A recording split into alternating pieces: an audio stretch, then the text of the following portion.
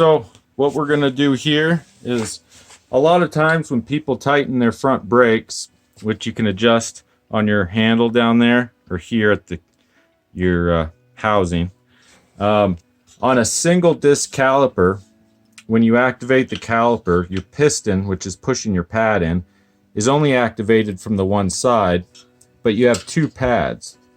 And that back pad, it pushes it in between there. As these pads wear, a lot of times people keep tightening just this side, and that back pad wears.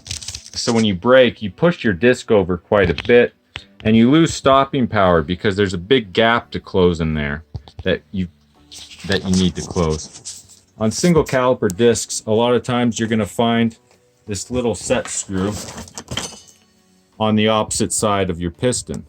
And what that does is, as your back pad wears, you can take, what is that, 5 mil?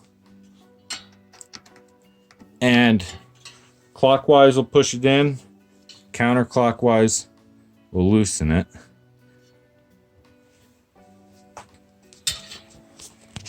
And you can tell from here that we're just about touching. So we're back it off. Ideally, if you can get light or a flashlight and shine it on the back, I don't have one in my hand, you can see if it's touching or not. If you see light in between the two, then you know you have clearance. If it's blocked completely, then you know you're just a little too tight. And from this point of view, I can just see a hair of light breaking through, which means, and as I spin the wheel, you don't hear any rubbing sound. And nice, good, solid stopping power.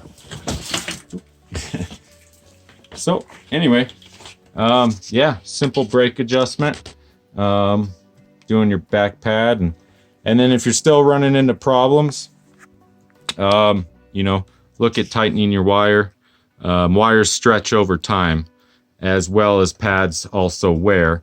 So you have to take both into compensation. Sometimes it's your pads, sometimes it's your wire. Sometimes it could be anything else. So, but anyway, yeah, thanks for watching, and remember to subscribe to the channel.